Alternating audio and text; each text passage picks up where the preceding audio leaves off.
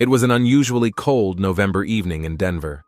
The wind blew fallen leaves through the streets, tossing them against the windows of houses with a kind of malicious persistence. The Chapman family's living room was warm and cozy, but the atmosphere inside seemed as cold as the weather outside. Dylan Chapman sat in his favorite armchair, upholstered in worn brown leather. His 60-year-old body, still retaining traces of his former athleticism, leaned forward tensely. His gaze was fixed on the television screen, where President Donald Trump was delivering another speech. The wrinkles on Dylan's dark face deepened with concentration. Joanna sat on the sofa across from her husband. At 58, she was still beautiful, but the years and constant stress had left their mark on her face. She glanced at her husband from time to time when he began to react particularly emotionally to the president's words. "That's right, he's right," Dylan exclaimed when Trump spoke about the need to tighten immigration policy. "Joanna, do you hear that? Here's a man who really understands what the country needs." Joanna just nodded, neither agreeing nor disagreeing. In 35 years of marriage, she had learned to avoid political discussions with her husband. Over the years, his views had become increasingly radical and his temper increasingly explosive. "Finally, we have a president who isn't afraid to tell the truth," Dylan continued, tapping his fist on the armrest in time with his words. "All these liberals are destroying our country with their ideas. Trump isn't afraid to stand up to them." Joanna sighed, putting down the book she had been trying unsuccessfully to read for the last half hour. "Dylan, could you turn it down a little? I wanted to check if everything was ready in the kitchen." "Why check? You already made dinner," Dylan dismissed her, not taking his eyes off the screen. "Look, the best part is about to start." At that moment, the front door opened, letting in not only cold air but also their only son, Patrick. The 30-year-old man, tall and broad-shouldered, took off his jacket and hung it on a hook in the hallway. His face, with its sharply defined cheekbones and deep-set eyes, showed signs of fatigue after a long day at work. "Hi, Mom. Hi, Dad," he said as he entered the living room. Joanna immediately got up from the sofa and went over to her son, hugging him. "Patrick, are you hungry? I can heat up dinner." "That would be great, Mom," he smiled, kissing her on the cheek. Dylan finally tore himself away from the TV and turned to his son. "Patrick, you're just in time.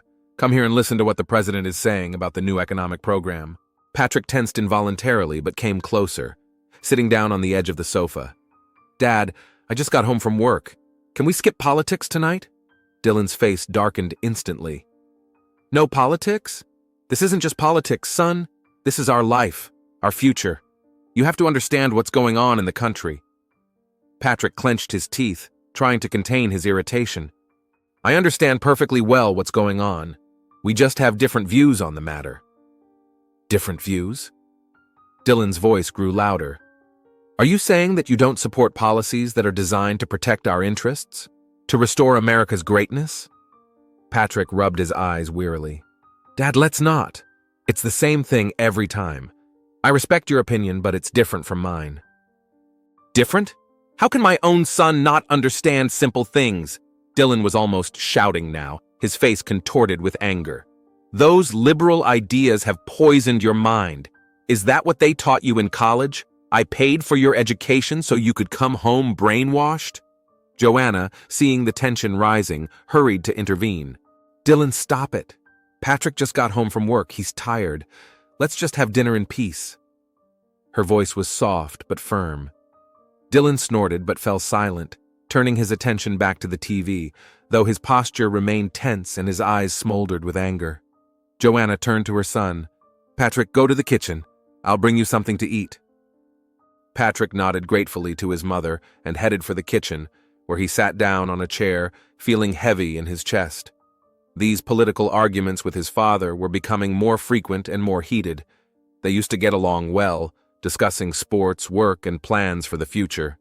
Now, almost every conversation turned into a political battle with no winners, only a growing wall of misunderstanding between them.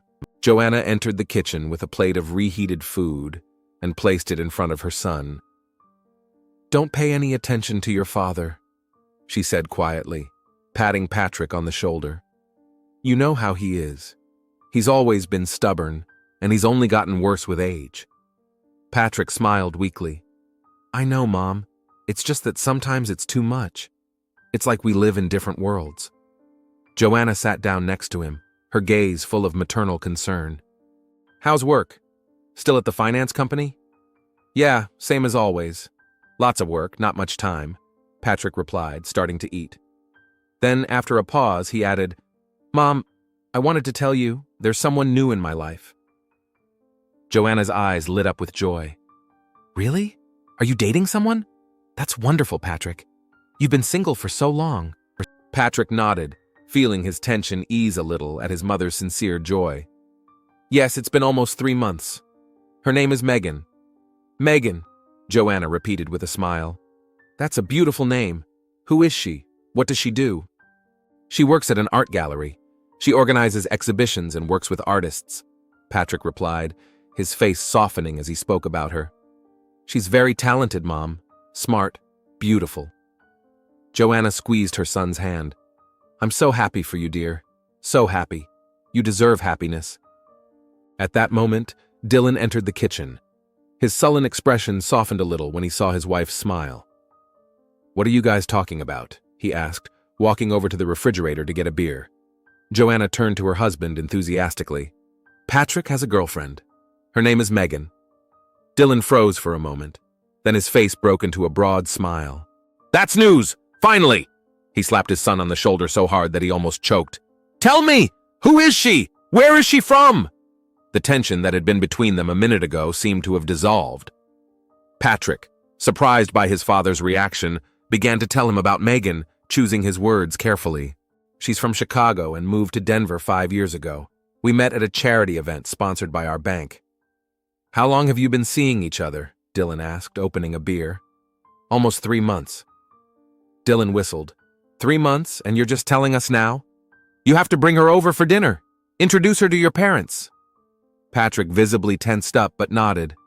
Yes, of course, Dad. I've been thinking about it. So what's the holdup? Invite her over this Saturday. Joanna will cook something special. Dylan turned to his wife. Right, honey. Joanna smiled. Of course. I'd love to meet Megan. Patrick nodded slowly, feeling uncomfortable but knowing that this moment had to come sooner or later. Okay, I'll ask her if she's free on Saturday. Great! Dylan exclaimed, suddenly cheered up. It's time you settled down, son. 30 is the perfect age to start thinking about starting a family. I've been married to your mother for 5 years and you were already born. Patrick smiled awkwardly, not wanting to start another argument.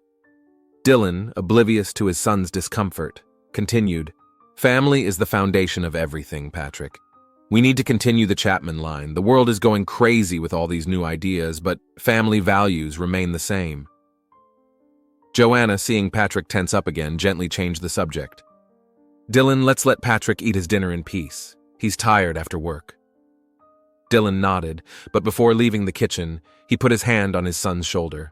I mean it, son. I'm very happy for you, and I can't wait to meet Megan. When Dylan left, Patrick exhaled. Joanna looked at him with concern. Something wrong, honey? You look tense? Patrick shook his head. No, everything's fine, Mom. It's just...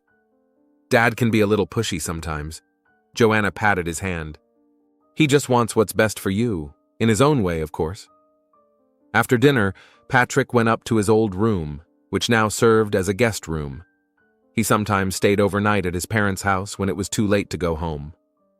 Sitting on the edge of the bed, he took out his phone and dialed Megan's number.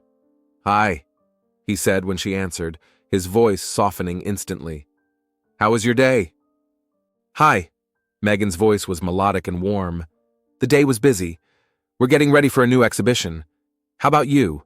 Tough, Patrick replied honestly. I'm at my parents' house right now, and I told them about you. There was a short pause. And how did they react? Megan's voice sounded tense. Fine, they're happy, and they want to invite you over for dinner on Saturday. Another pause, even longer this time. Patrick, are you sure that's a good idea? With what you've told me about your father? Patrick closed his eyes, feeling his stomach tighten with anxiety. I know, but sooner or later it had to happen. I love you, Megan, and I want my family to know you. Yes, she said, her voice now determined. And I'm ready. If you're there, I can handle it. Patrick felt a surge of tenderness for this woman who had shown him what true courage was. I'll always be here for you, he promised. We'll get through this together. After his conversation with Megan, Patrick lay awake for a long time. He lay there staring at the ceiling, thinking about the upcoming dinner, his father's possible reaction, and his feelings for Megan. The next day, Dylan Chapman met his longtime friend Raymond Morris at a small bar on the outskirts of Denver. They had chosen this place many years ago for their weekly meetings, quiet enough to talk, but not so trendy as to attract young people. Raymond was already sitting at their usual table when Dylan walked in. Tall, thin, with thinning gray hair and attentive eyes, Raymond was the complete opposite of the stocky and boisterous Dylan.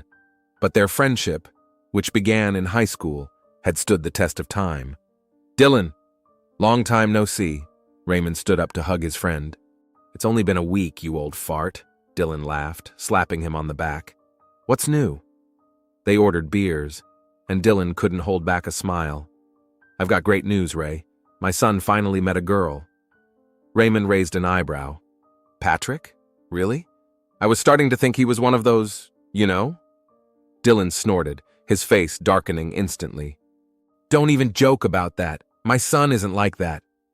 Raymond raised his hands in a conciliatory gesture. Hey, I was just kidding. Relax. So who is she? Dylan took a sip of beer, perking up again. Her name is Megan. She works at some art gallery. They've been dating for 3 months. She's coming over for dinner on Saturday. And you haven't met her yet? In 3 months? Dylan shrugged. You know Patrick. He's always been secretive. But now everything's going to change. It's time for him to think about family, about children.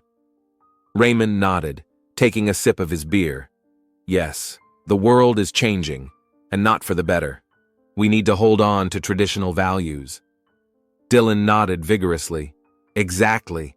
Did you see Trump's speech yesterday? He said what all normal people think but are afraid to say out loud.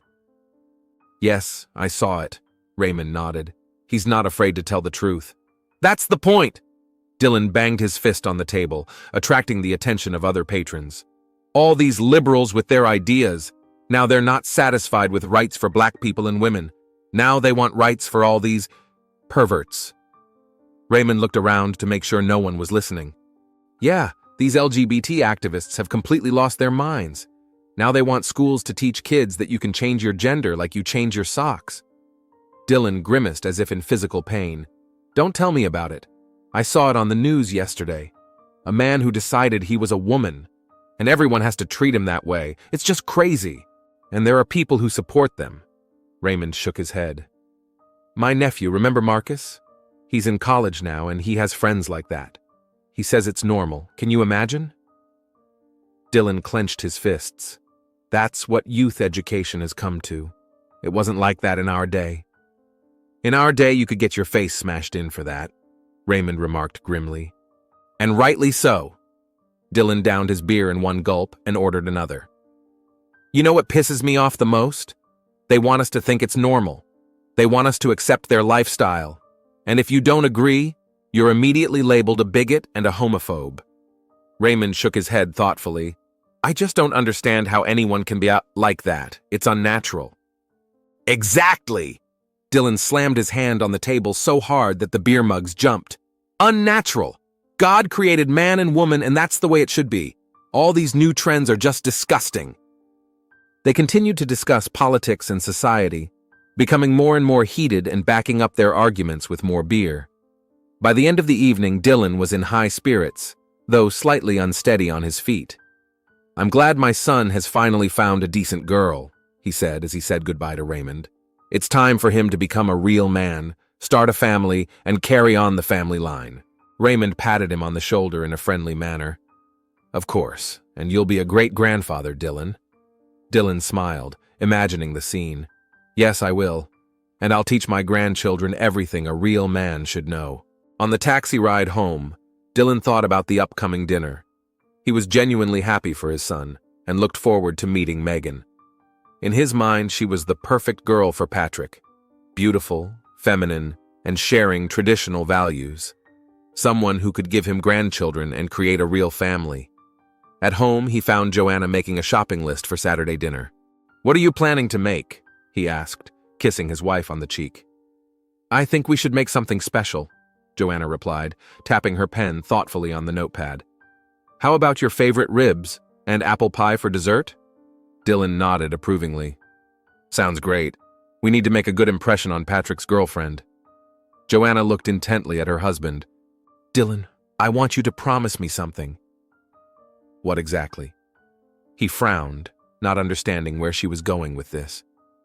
"Promise me you won't talk about politics at dinner, and don't pressure Patrick and Megan with your views." Dylan snorted. "What are you talking about? I just want to get to know our son's girlfriend." "I know you, Dylan," Joanna said firmly. "You can be too blunt. Not everyone shares your views, and that's okay." Dylan crossed his arms over his chest. "What are you talking about? My views on family? Traditional values? Is that considered a bad thing now?" Joanna sighed. "No, Dylan, I'm just asking you to be gentler, for Patrick's sake. This is the first time he's brought a girl home to meet us. It's an important moment for him." Dylan softened a little. Okay. I'll behave myself, I promise." Joanna looked at him doubtfully but nodded. "Thank you. It means a lot to me, and to Patrick." On Friday evening, Patrick called to confirm that he and Megan would be coming over for dinner on Saturday. Joanna spent the whole day in the kitchen preparing special dishes. Dylan helped her by setting the table and adjusting the lighting to create a cozy atmosphere. "Do you think she's right for him?" Dylan asked as he placed the glasses on the table. Joanna shrugged. "We haven't met her yet, Dylan, but if Patrick is happy with her, that's what matters." Dylan nodded thoughtfully. "You know, he's been alone for so long. I was starting to worry." "I know," Joanna said softly, "but everyone has their own path. Patrick has always been independent." "Yes, but sometimes that independence borders on stubbornness," Dylan grumbled. "He never listens to my advice." Joanna walked over to her husband and hugged him. "He's learned a lot from you, Dylan. More than you think. He just has to live his own life." Dylan hugged his wife in return, and for a moment his stern face softened. "I just want what's best for him, Joanna. I want him to be happy." "I know, dear," she replied softly. "I want that too." Friday evening was spent in preparations and anticipation. Dylan was unusually quiet, lost in his thoughts. Joanna knew her husband well enough to understand that behind his concentration lay deep emotion. Despite his sternness and strictness, Dylan truly loved his son and wanted the best for him, at least in his own mind. Saturday came too quickly. Patrick sat in the dimly lit Blue Jazz bar, nervously tapping his fingers on his whiskey glass. The bar had just opened and there were few customers. The soft music created an illusion of privacy, which seemed especially important to Patrick at that moment. He had arrived early to gather his thoughts before meeting James. The golden liquid in his glass swayed with his nervous movements, reflecting the dim light of the bar. Patrick took a sip, feeling the alcohol burn his throat, but it did not bring the relief he had hoped for. When the bar door opened, letting in a rush of cold air and the tall figure of James Carter, Patrick tried to smile. James, noticing his friend, strode over to his table. "You look like you've been sentenced to death," James remarked, sitting down opposite him and ordering a beer from a passing waitress. Patrick smiled grimly. "Maybe I have." James looked at his friend intently. They had known each other since college, and it was one of the few friendships Patrick had maintained over the years. James was a year older, worked as an architect, and, unlike Patrick, had a wife and a 2-year-old son. "So what's up? You sounded pretty mysterious on the phone," James said, thanking the waitress who brought his beer. "Something serious?" Patrick took another sip of whiskey and leaned closer to the table, lowering his voice. "I'm taking Megan to dinner with my parents tonight." James raised an eyebrow. "And? What's the problem? You said your mother had wanted to meet her for a long time." "It's not my mother." Patrick ran a hand through his closely cropped hair. "It's her father." "Oh, the conservative Republican who thinks Trump is the second coming?" James shook his head. "Yeah, that could be tricky." Patrick nodded, gathering his thoughts. They were sitting in a secluded corner, but he still looked around before continuing. It's not just politics, James. There's something I haven't told you about Megan. James took a sip of his beer, waiting for him to continue. His dark eyes studied his friend intently. Megan. She's a transgender woman, Patrick said quietly, not taking his eyes off his glass. James froze for a moment, then nodded calmly. And you're afraid of your father's reaction. It wasn't a question, and Patrick felt relieved that he didn't have to explain the obvious. He hates everything related to LGBT people. He thinks it's a perversion, a sin, a disease. Call it what you want. If he finds out about Megan, he will find out, Patrick, James interrupted gently. The question isn't whether he'll find out, but how and when. Patrick clenched his glass so tightly that his knuckles turned white. I know. Megan and I talked about it. She thinks it's better to tell the truth right away, rather than wait until the relationship goes further. And she's right. James put his hand on his friend's shoulder. Hiding something like this means building a relationship on a lie. Not just with her, but with your parents too. Patrick rubbed his face with his palms. I know. But you have no idea how my father might react. He's capable of anything. What if he insults Megan, humiliates her? I can't let that happen. Patrick, listen. James leaned closer. I'm not saying your father will change his views. He may never do that. But he has to understand that this is your life and your choice. And if he really loves you, sooner or later he'll accept it. What if he doesn't? Patrick asked quietly. James sighed. Then that's his problem, not yours. You're a grown man, Patrick. You're 30 years old. You have the right to love whoever you want. Patrick finished his whiskey in one gulp. I'm just afraid of losing my family, James. My father may be a difficult man, but he's my father. And my mother, she'll be torn between us. I understand, James nodded. But think about Megan. She deserves honesty, and she's strong enough to get through this with you. Patrick smiled weakly. Yes, she's strong. Stronger than me. Then trust her. James raised his glass. To honesty and strength. They clinked glasses, and Patrick felt some of the tension melt away.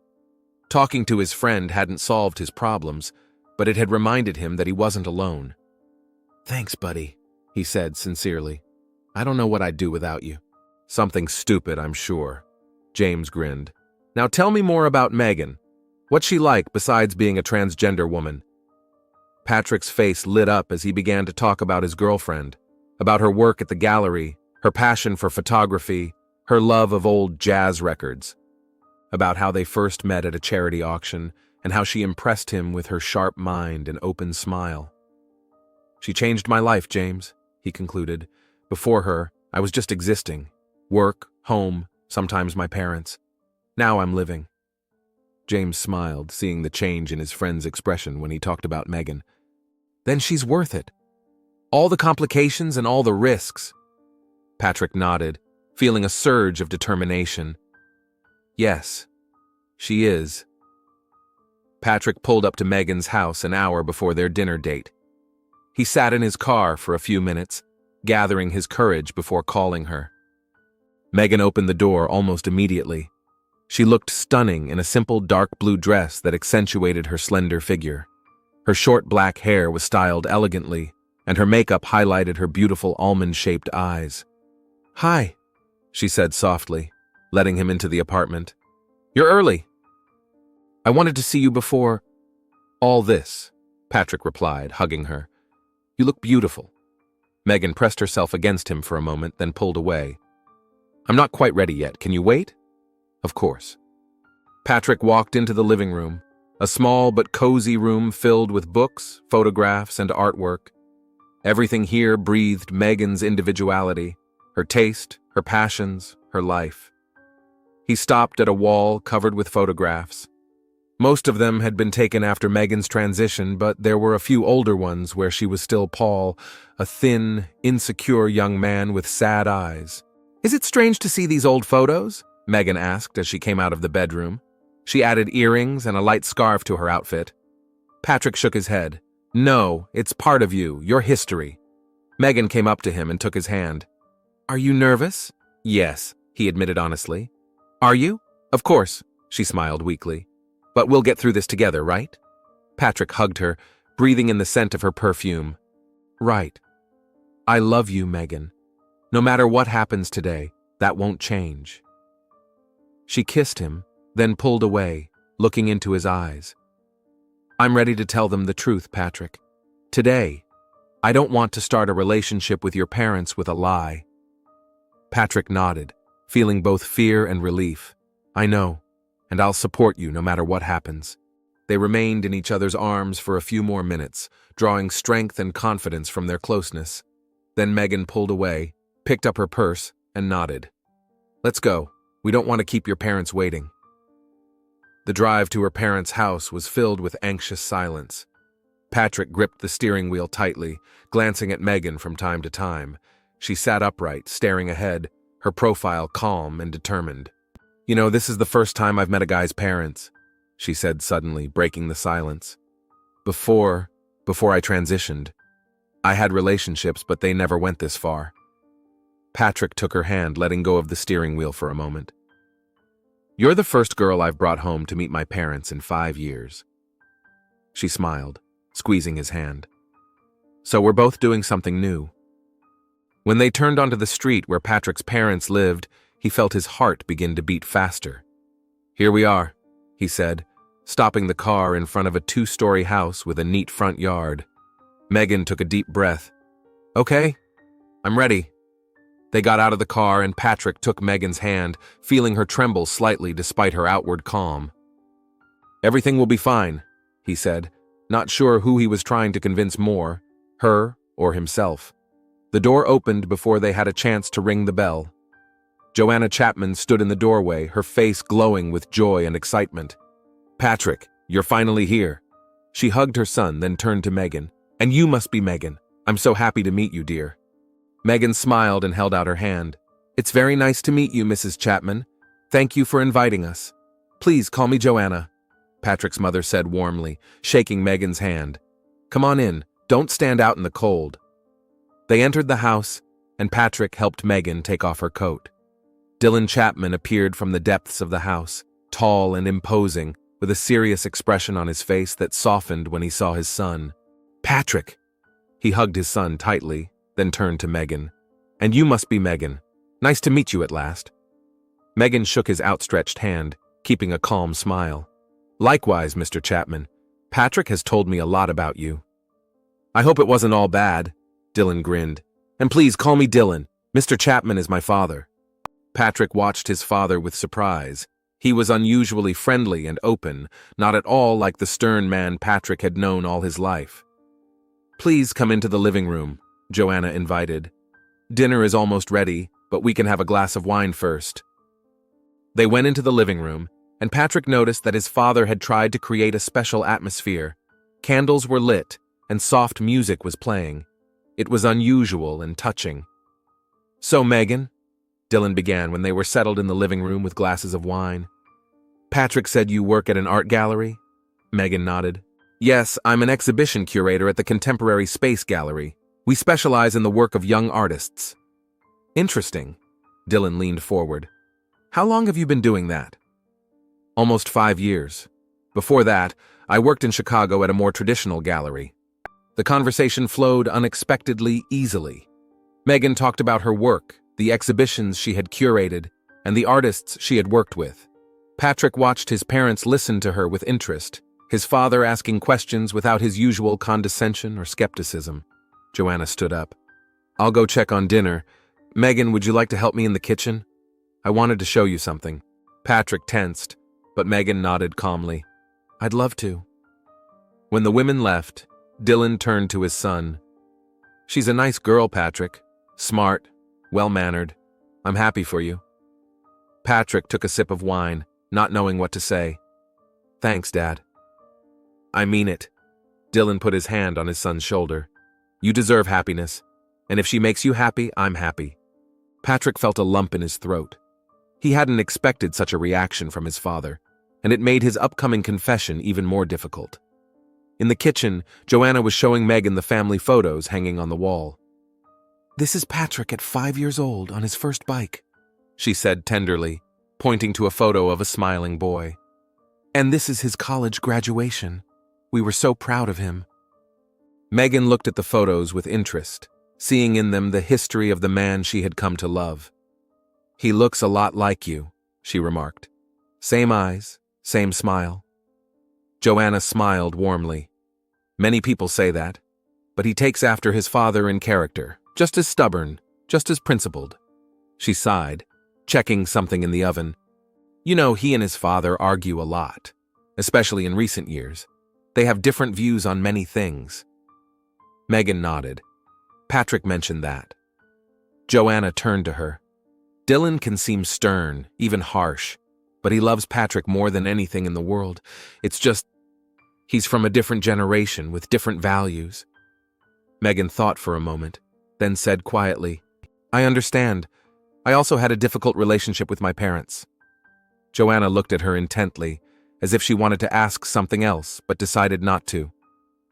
"Dinner's ready," she said instead. "Will you help me carry the dishes to the dining room?" When everyone sat down at the table, the atmosphere was surprisingly relaxed. Dylan told stories from Patrick's childhood, Joanna added details, and Megan listened with genuine interest. "What about you, Megan? Tell us about your family," Dylan asked, helping himself to some mashed potatoes. Megan paused for a moment, then replied calmly, "My parents live in the suburbs of Chicago.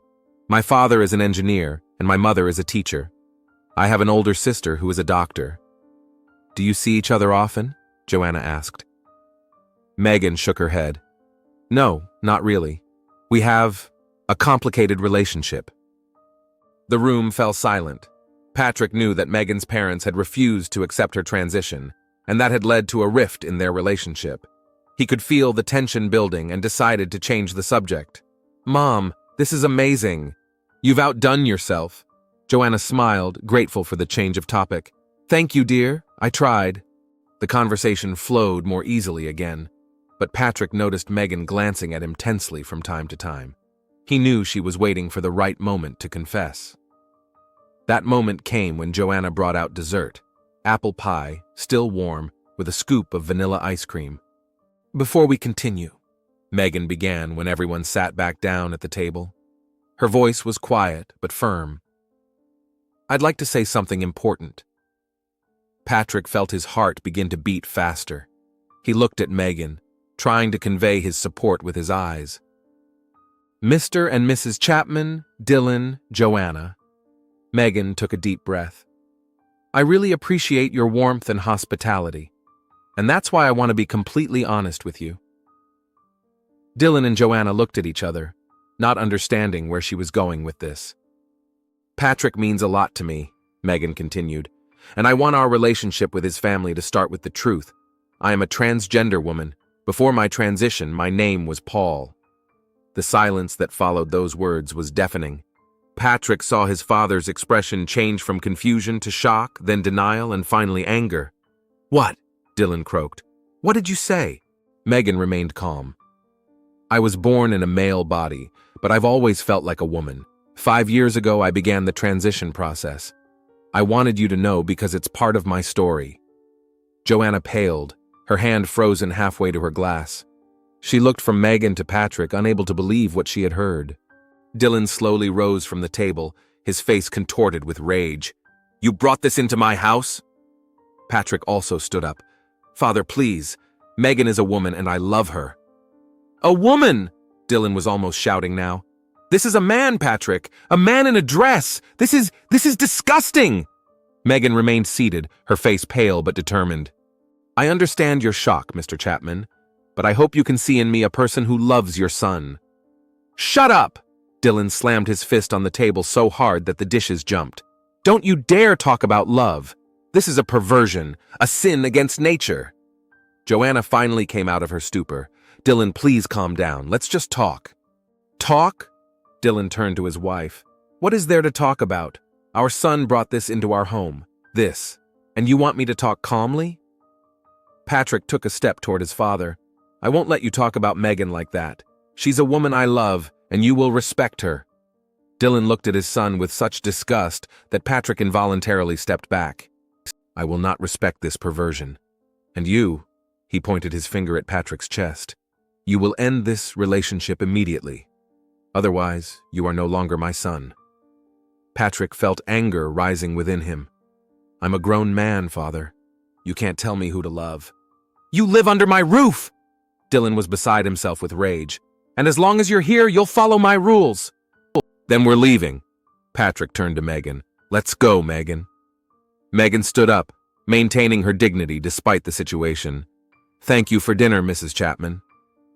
Joanna nodded silently, her eyes filled with tears.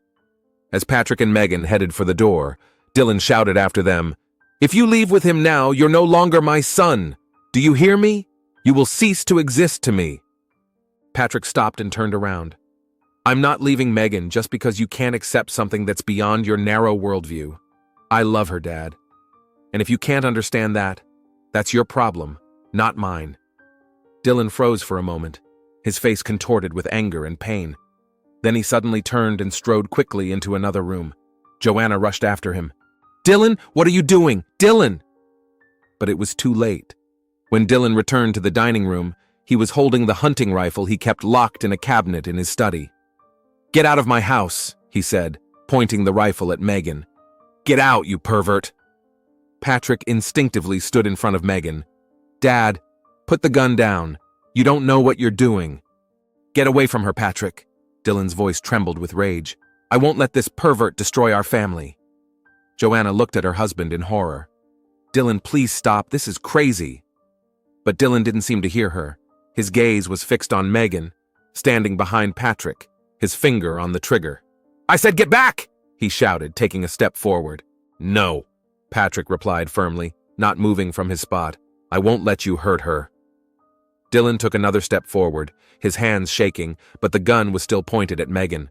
"Last time, get away from him, Patrick." "Her, Dad. The correct way to say it is get away from her." "And no, I won't move." Patrick's voice was calm but firm. Megan put her hand on Patrick's shoulder. "Patrick, please. This is dangerous. Let's just go." "Listen to your girlfriend, son," Dylan said contemptuously. "Get out of my house, both of you, and don't ever show your faces here again." Joanna approached her husband, trying to lower the gun. "Dylan, please, put the gun down. He's our son." Dylan pushed his wife away with such force that she flew against the wall. "Get out of the way, woman. This is between me and these two." Patrick took a step toward his father. "Father, put down the gun. Now. You're not thinking straight." "Don't tell me what to do," Dylan shouted, his eyes filled with rage. "I won't let that pervert take my son. I'm leaving with Megan, Dad, right now, and it's my choice, not hers." Dylan raised the gun higher, now aiming directly at Megan. "Not if I can stop it." It all happened in a split second. Dylan pulled the trigger. Patrick, seeing his father's movement, lunged forward, shielding Megan with his body. The shot rang out in the confined space of the dining room with deafening force. Patrick felt a blow to his chest, strong, burning, knocking the air out of his lungs. He staggered, looking at his father in confusion, then slowly lowered his gaze to his chest, where a dark stain was spreading. "Patrick?" Megan's voice trembled as she caught his falling body. Patrick tried to say something, but only a croak came out of his throat. Blood bubbled on his lips, his eyes widened in shock and pain. "Patrick!" Joanna screamed, rushing to her son. "Oh God, no, no, no!" Dylan stood frozen in place, the gun in his hands dropping to the ground. The realization of what he had just done was written all over his face. "Son," he whispered, taking a step forward. "Patrick?" Megan held Patrick in her arms, his blood soaking through her dress. "Hold on, Patrick, please hold on. We'll call an ambulance. Everything will be okay." But deep down, she already knew that everything would not be okay. The wound was fatal. The bullet had hit him right in the heart. Patrick looked at her, his eyes filled with pain and love at the same time. He tried to say something but couldn't. "I know," Megan whispered, holding him close. "I love you too." Patrick's last breath escaped his lips, and his body went limp in Megan's arms. "No!" Joanna screamed, falling to her knees next to her son's body. "Patrick! Patrick!" Dylan stared at the scene before him, unable to believe his eyes. His son lay dead on the floor, in a pool of his own blood, and he, Dylan, was the one who had pulled the trigger. The world around him began to blur, the sounds becoming muffled, as if coming from far away. He saw Joanna sobbing over her son's body, Megan holding Patrick's lifeless hand, her face contorted with grief. And at that moment, something inside Dylan snapped. The rage that had overwhelmed him a minute ago returned with renewed force, but now it was directed at Megan. In his clouded mind, she was to blame for everything, for his son becoming gay, for disobeying his father, and for now lying dead. "You," Dylan croaked, raising the gun again. "This is all your fault." Megan looked up, her eyes showing no fear, only boundless sadness and emptiness. "Yes, Mr. Chapman, shoot. It doesn't matter anymore." Joanna, seeing her husband aiming the gun again, screamed, "Dylan, no! Stop! What are you doing?" But Dylan didn't hear her. All he could see was the man who, in his mind, had destroyed his family, taken his son, and destroyed everything he held dear. The second shot rang out as loudly as the first. Megan didn't even try to dodge or defend herself. The bullet hit her in the chest, throwing her body backward. She fell next to Patrick, their hands almost touching, as if even in death they were reaching for each other. Joanna, frozen in horror, stared at the two bodies on the floor of her dining room, at the blood spreading across the parquet, at her husband, still holding the smoking gun. "What have you done?" she whispered, her voice barely audible. "My God, Dylan, what have you done?" Dylan lowered the gun, the reality of what had happened finally breaking through the veil of anger and prejudice. He had killed his son. He had killed the man his son loved. He had destroyed everything he wanted to protect. The gun fell from his hands and crashed to the floor. Dylan sank to his knees, his body shaking with sobs. "Patrick, son, what have I done?" Joanna crawled away from him, pressing herself against the wall, her eyes wide with horror. "You killed him, Dylan! You killed our boy!" Dylan looked up at his wife, his eyes asking a question she couldn't answer. Then he slowly got to his feet, moving like a man who had suddenly aged decades. He walked past the bodies on the floor without looking at them, unable to see what he had done. In the living room, he picked up the phone and dialed 3 numbers. 911. "Emergency services, how can I help you?" came the voice on the other end of the line. I just killed my son." Dylan's voice was empty, lifeless. "And his girlfriend. Sir, give me your address. We'll send the police and an ambulance." Dylan mechanically recited the address, then added, "But don't send an ambulance. They're dead. I shot them."